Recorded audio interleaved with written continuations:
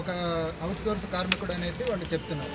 ఇట్లా ఇది చట్ట విరుద్ధం. ఎందుకంటే చట్టంలో చాలా స్పష్టంగా చెప్పింది ఏంటంటే అతను నేరుగా నియామకమైన, కాంట్రాక్టర్ ద్వారా నియామకమైన, యాజమాన్యానికి తెలిసి జరిగినా తెలియక జరిగినా సరే ప్రతి కార్మికుడు కూడా కాంట్రాక్ట్ కార్మికుడిలాగానే పరిగణించారు. కాబట్టి ఇట్లా కాంట్రాక్టు అవుట్సోర్స్ అనే వ్యత్యాసం అనేది చట్ట విరుద్ధం.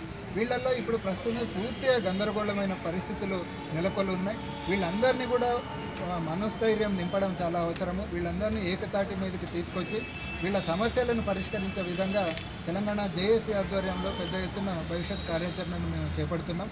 అందులో భాగంగానే తెలంగాణ విద్యుత్ కాంట్రాక్ట్ వర్కర్స్ యూనియన్ ఆధ్వర్యంలో ఇప్పుడు మొత్తం 31 జిల్లాల యాత్ర అనేది 90 రోజుల్లో వీళ్ళు చేపట్టడం జరిగింది. ఈ యాత్ర ద్వారా కాంట్రాక్ట్ కార్మికులందరి మనోస్థైర్యాన్ని నింపడం అనేది ప్రధానమైన ఉద్దేశం. ప్రధానమైన డిమాండ్లు వాళ్ళు 2 రకాలుగా వీళ్ళ డిమాండ్లను విభజించారు. ఒకటి, ప్రస్తుతం ఉన్న కాంట్రాక్ట్ కార్మికులు ఎదుర్కొంటున్న సమస్య, ప్రతి నెల సక్రమంగా జీతాలు వచ్చేటట్టు చేయాలి. వాళ్ళందరికీ ఈఎస్ఐ, ఈపీఎఫ్ సదుపాయం కల్పించాలి.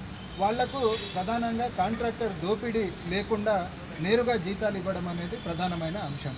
అట్లనే నియామకాల్లో కూడా పారదర్శకత లేకుండా చేయబట్టి కాంట్రాక్టర్లు ఒక్కొక్క కార్మికుడి నుంచి 3 లక్షలు 5 లక్షలు తీసుకొని ఎటువంటి పరీక్షలు లేకుండా, ఒక పద్ధతి ఏమీ లేకుండా వాళ్ళ నియామకాలు చేస్తున్నారు. కాబట్టి నియామకాల్లో పారదర్శకత, ఒక సిస్టమేటిక్ ప్రొసీజర్ ఫాలో కావాలనేసి డిమాండ్ చేస్తున్నాం.